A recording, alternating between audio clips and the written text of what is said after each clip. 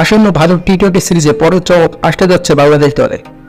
অনেকদিন পর middle order herding batsman Sabbir Rahman দলে ফিরতে চলেছেন বলে শোনা যাচ্ছে।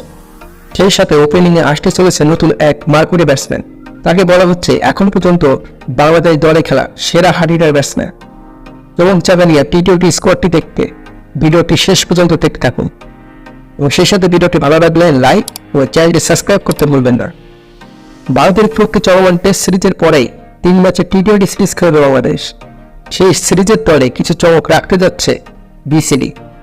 অনেকদিন পর সাব্বির রহমান দলে ফিরতে পারেন বলে শোনা যাচ্ছে।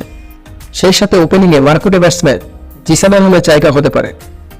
এছাড়া দলে থাকছে সৌম্য সরকার, শামীম পাটোয়ারিরাও। তবে চলুন দেখে নিই কেমন হতে চলেছে বাংলাদেশের টি-20 সিরিজের স্কোয়াড। নম্বর 1 রাজবংশের অধিনায়ক। নম্বর 2 লিটন দাস। নম্বর 3 সৌম্য সরকার। নম্বর 4 তাহিদ হৃদয়। নম্বর 5 মাহমুদুল্লাহ রিয়াদ। নম্বর 6 জাকির আলী। নম্বর 7 শামীম পাটোয়ারি। নম্বর 8 রিশাদ হোসেন। নম্বর 9 মেহেদী হাসান। নম্বর 10 মুস্তাফিজুর রহমান। নম্বর 11 তাসকিন আহমেদ।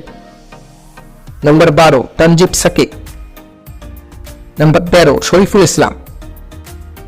নম্বর 14 জিসান আলম এবং নম্বর 15 সাব্বির রহমান।